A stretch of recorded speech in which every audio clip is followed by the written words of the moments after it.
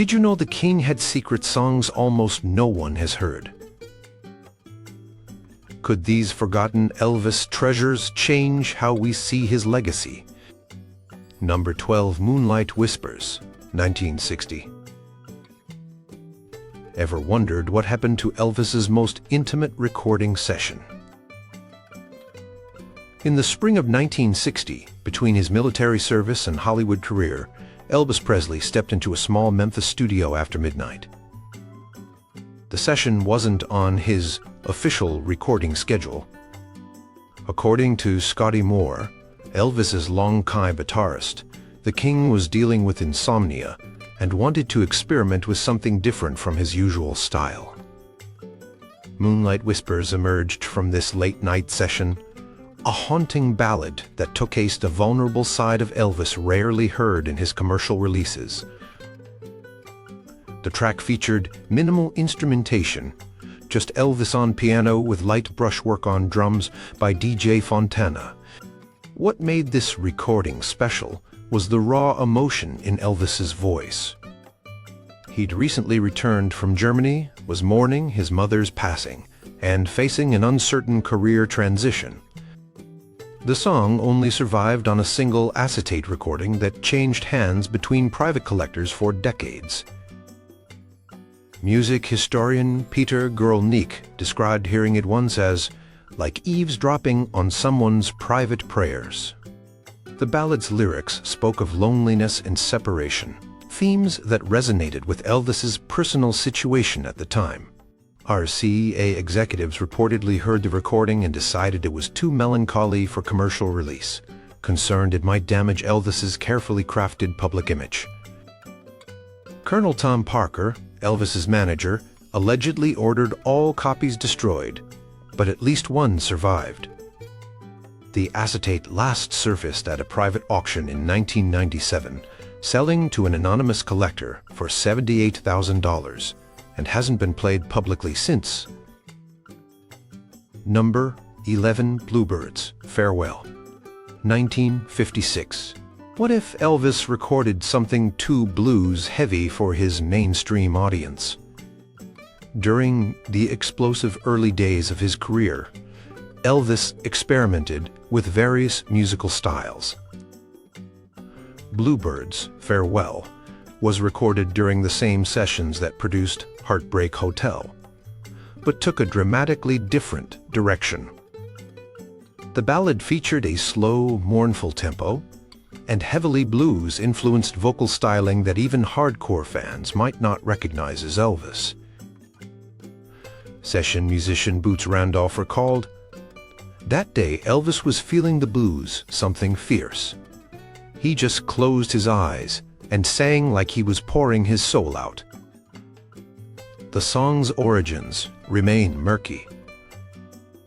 Some stories suggest it was written by an unknown blues performer Elvis had encountered while touring the South. Others claim Elvis himself composed it after a late-night jam session. What's certain is that RCA executives were uncomfortable with its raw, unpolished sound. Music journalist Grail Marcus, who claims to have heard the track from a studio engineer's private collection, described it as Elvis channeling something ancient and sorrowful, more Robert Johnson than the Elvis the public knew. The recording remained unreleased, allegedly because Colonel Parker thought it would confuse Elvis's image just as he was breaking into the mainstream. The master tape was reportedly stored in RCA's Nashville vault until a studio clean-out in the 1970s. Its current whereabouts remain unknown, though persistent rumors among collectors suggest it might exist in a private collection in Europe. Number 10, Silent Waters, 1965. Have you ever imagined Elvis as a folk singer? In early 1965, between movie soundtracks, Elvis spent time exploring the folk revival movement that was sweeping America. Inspired by artists like Bob Dylan and Joan Baez, Elvis recorded Silent Waters, a contemplative ballad that showcased a different side of his artistry. The song featured acoustic guitar arrangements and lyrics that spoke of social change and personal reflection, a stark departure from the beach party songs he was recording for his films at the time. Red Wes, Elvis's longtime friend and member of his Memphis Mafia, later recalled, "Elvis was always listening to all kinds of music. He'd been paying attention to what Dylan was doing and wanted to try something in that vein." Producer Felton Jarvis, who worked with Elvis during this period, kept the recording under wraps. Colonel Parker would have had a fit if he knew Elvis was recording something that uncommercial, Jarvis reportedly told biographer Peter Guralnick. It just wasn't what people expected from Elvis at that time. The song remained unreleased as Elvis returned to his movie soundtrack obligations. Music journalist Chet Flippo claimed to have heard a tape of Silent Waters during research for his book on Elvis in the 1970s, describing it as hauntingly beautiful, showing the artistic path Elvis might have taken had he been given more creative freedom. The master tape was allegedly stored at Elvis's Graceland home studio until after his death. During the estate's inventory in the late 1970s, several tapes went missing, including this folk experiment. Rumors persist that someone in Elvis's inner circle preserved the recording, but it has never surfaced publicly. Number 9. Memphis Twilight, 1969. Did you know Elvis recorded a country soul masterpiece that never saw the light of day? In the aftermath of his famous 1968 comeback special, Elvis was energized and experimenting with new sounds. During the sessions that would produce the acclaimed From Elvis in Memphis album, he recorded Memphis Twilight, a ballad that perfectly bridged country and soul music. The song featured the backing of the Memphis Horns and Suspicious Minds drummer Jerry Carrigan, creating a sound that presaged the country soul fusion that would later make stars of artists like Charlie Rich. Producer Chips Moman was particularly excited about the track, according to session bassist Mike Leach. Chips thought it was the best thing Elvis had done in years. It had this perfect Memphis sound, not quite country, not quite R&B. The ballad's lyrics spoke of returning home and finding everything changed, a theme that resonated with Elvis's own journey back to musical relevance after years of Hollywood films. Despite its quality, Memphis Twilight was left off the final album, allegedly because Colonel Parker felt it didn't have hit single potential compared to songs like In the Ghetto. The recording survived on a session reel that changed hands after American Sound Studio closed in 1972. Memphis music historian Robert Gordon interviewed several musicians who remembered the song as the one that got away from those legendary sessions. The tape was reportedly played at a private collector convention in the early 1990s, but hasn't been heard publicly since. Number 8. Shadows of the Heart, 1962. What if Elvis had recorded a jazz-influenced ballad? During a break from his movie schedule in 1962, Elvis spent several evenings jamming with jazz musicians at a small club in Los Angeles. Inspired by these sessions, he booked private studio time and recorded Shadows of the Heart, a ballad that showed his appreciation for jazz vocal styling. The song featured subtle brushwork on drums' upright bass and piano accompaniment that created an atmosphere more reminiscent of Frank Sinatra than typical Elvis fare.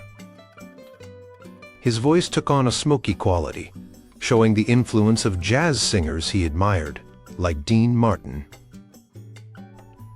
Elvis's friend and Memphis Mafia member Lamar Fike recalled, "Elvis loved all kinds of music.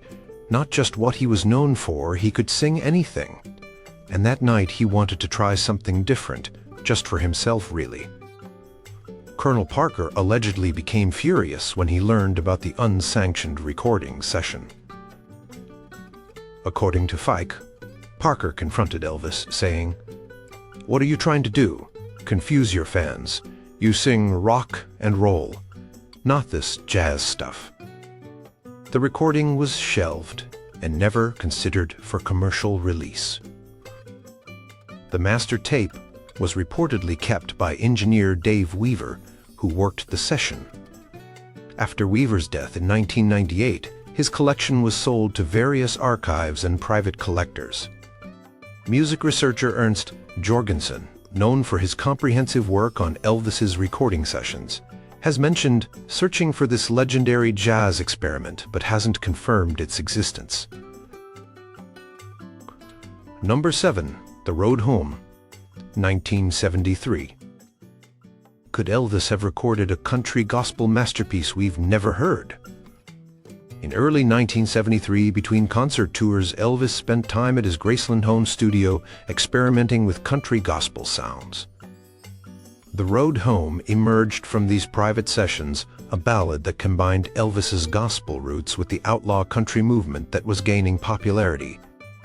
The song featured sparse instrumentation, mainly acoustic guitar, piano, and light percussion. What made it special was Elvis's vocal performance, which longtime friend and gospel singer J.D. Sumner described as Elvis at his most spiritual, singing from someplace deep inside. The ballad's lyrics explored themes of spiritual searching and homecoming, reflecting Elvis's complicated relationship with faith during a difficult period in his life. Producer Felton Jarvis later recalled, "Elvis wasn't in great physical shape then, but his voice had this incredible depth when he sang that song. It was like he was working through something personal." The recording never made it to RCA because Elvis reportedly considered it too personal for commercial release. According to his cousin Billy Smith, Elvis said, "This one's just for me, not for everybody else." The song remained on a private reel kept at Graceland, not after Elvis's death. During the cataloging of his home recordings, several tapes were reportedly set aside by his father, Vernon Presley. Music historian Peter Gronick mentions in his definitive Elvis biography that The Road Home was among several unreleased recordings that showcased Elvis's more introspective side. The tape's current whereabouts remain unknown, though rumors suggest it might be in the possession of a former Presley family member. Number 6. Candlelight and Silence, 1958. Ever wondered what Elvis recorded right before joining the Army? Just days before his induction into military service in March 1958, Elvis held a private recording session at his home with minimal equipment. The result was Candlelight and Silence, a ballad that captured his anxiety about leaving his career at its peak. Using just an acoustic guitar and portable recording equipment, Elvis created what his friend George Klein later described as a love letter to his fans. The ballad's lyrics spoke of separation, promises of return, and fears of being forgotten, themes that directly reflected Elvis's situation as he faced military service. The recording quality was rough by professional standards, but the emotional quality of Elvis's performance was reportedly extraordinary. Klein, who was present for the session, recalled, "His voice had this trembling quality I'd never heard before. He was really opening up about how scared he was that everything might be different when he came back." Colonel Parker allegedly discouraged Elvis from releasing anything so vulnerable, concerned it might make him appear weak to fans. Instead, RCA focused on stockpiling more commercial recordings to release during Elvis's absence. The private recording remained with Elvis's personal effects. After Elvis's death, several home recordings were discovered, but Candlelight and Silence wasn't among those made public. Elvis historian Alana Nash mentions this recording in her book on Colonel Parker, suggesting it may have been deliberately suppressed because it contradicted the confident public image Parker carefully maintained for Elvis. Some Elvis researchers believe the tape might still exist among family holdings, though it has never been authenticated or released. Number 5. Winter's Promise, 1971. Did you know Elvis recorded a haunting seasonal ballad that never made it onto his Christmas albums? During the sessions for Elvis's 1971 Christmas album, he recorded Winter's Promise, a seasonal ballad that departed from traditional holiday themes. Unlike the festive cheer of most Christmas songs, this ballad explored themes of loneliness during the holiday season. Session musician James Burton recalled, "Elvis came in with this song that wasn't your typical Christmas number. It was more about the melancholy some people feel during the holidays. He really connected with that feeling." The arrangement featured delicate guitar work, light orchestration, and one of Elvis's most nuanced vocal performances.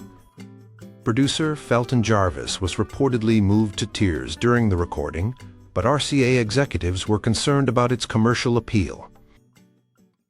They wanted upbeat Christmas songs or traditional carols, not something that might bring people down during the holidays, Burton explained. The song was shelved and didn't appear on Elvis Sings the Wonderful World of Christmas when it was released later that year.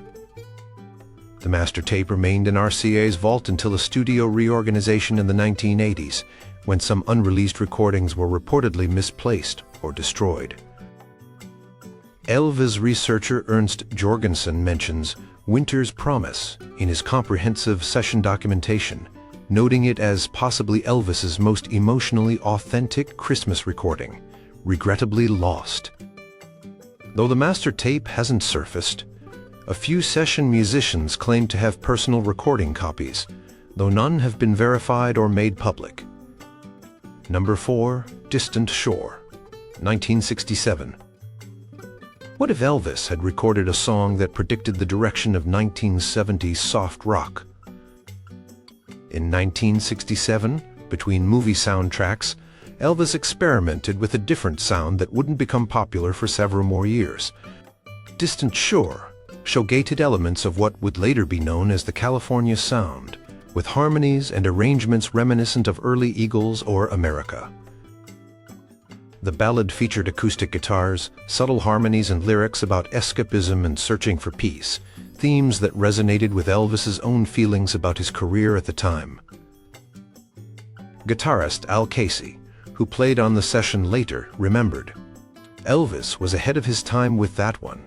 It had this laid-back quality that wouldn't become popular until years later." The recording came during a period when Elvis was growing increasingly frustrated with his movie career, but was still bound by contracts. Producer Felton Jarvis recalled, "Elvis came in with this song idea that was really different from what we were doing for the movies. You could tell he was trying to find a new direction." Colonel Parker reportedly dismissed the recording as too soft and not commercial enough for Elvis's image at the time. The song remained unreleased as Elvis returned to his film obligations, recording the soundtrack for Clambake instead. The master tape was filed away at RCA's archives and largely forgotten. During research for expanded reissues in the 1990s, several archivists claim to have found documentation referring to Distant Shore, but the actual recording remains elusive. Music journalist Paul Simpson mentions the song in his book on Elvis's musical legacy, describing it as the road not taken in Elvis's career. Number 3. Garden of Memory, 1964. Could one of Elvis's most beautiful ballads have been inspired by his mother? In August 1964, on the anniversary of his mother Gladys's death, Elvis recorded Garden of Memory, a deeply personal ballad that was never intended for commercial release. Elvis was particularly close to his mother, and her death in 1958 had profoundly affected him. According to Elvis's friend and Memphis Mafia member Billy Smith, Elvis wrote this song himself, something he rarely did. Smith recalled, "He had been visiting his mother's grave earlier that day and came back to Graceland with these lyrics. He asked us to clear the house, except for a couple of musicians." The resulting recording featured Elvis on both piano and vocals, with minimal additional instrumentation. Those who heard it described Elvis's performance as heartbreakingly intimate. Marty Lacker, another Memphis Mafia member, said, "It wasn't Elvis the entertainer singing, it was Elvis the son. I don't think he ever let himself be that vulnerable on a commercial recording." The song remained private, with Elvis keeping the only copy among his personal belongings. After his death, Vernon Presley, Elvis's father, reportedly removed several personal recordings from Graceland before estate cataloging began. Music historian Ernst Jorgensen notes in his comprehensive work on Elvis's sessions that Garden of Memory appears in Elvis's personal notes, but has never been found in any archive or collection.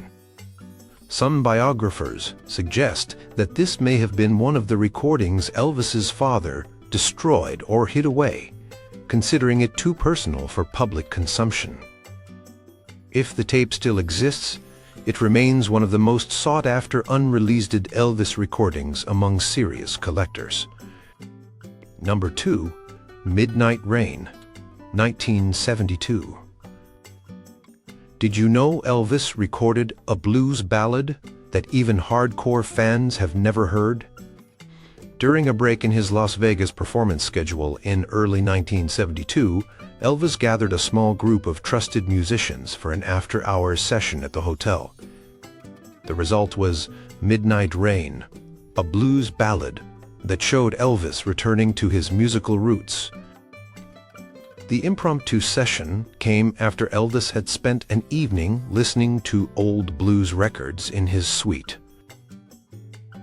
Inspired by the authentic emotion of those recordings, he wanted to capture something similar.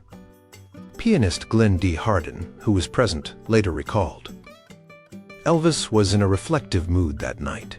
He started talking about the blues singers he'd admired growing up, and said he wanted to record something that honored that tradition. The recording featured minimal accompaniment, just piano, bass, light drums, and Elvis's voice.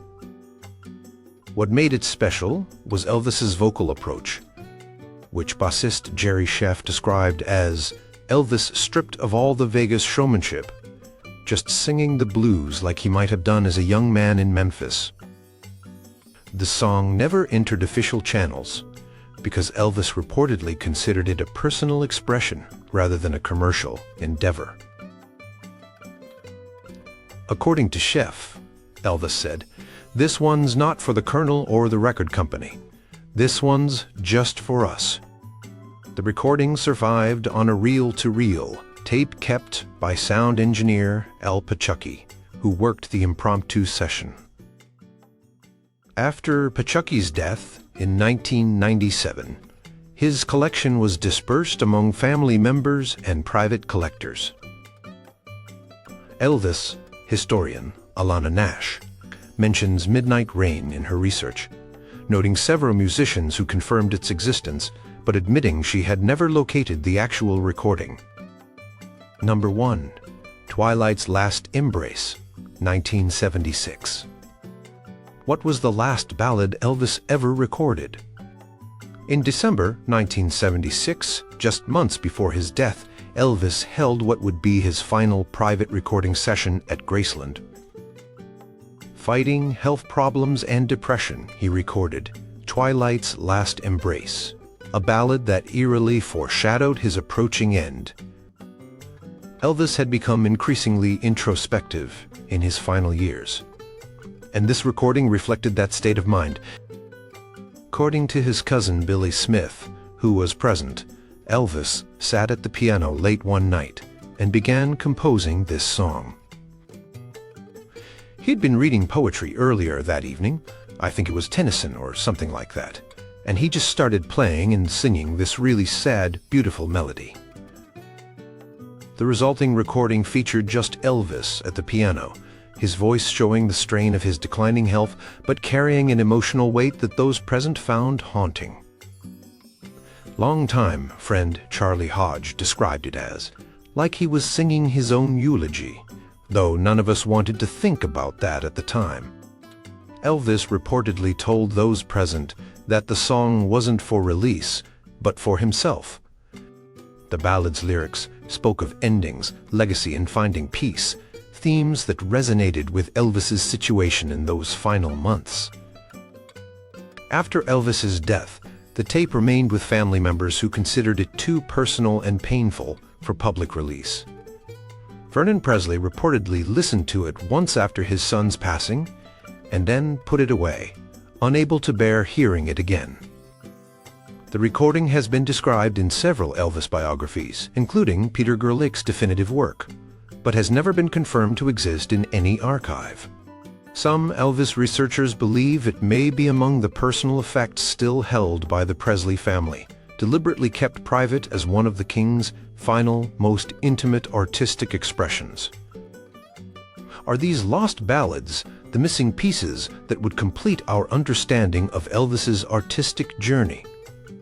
Could they someday resurface to let us hear the King as we never have before?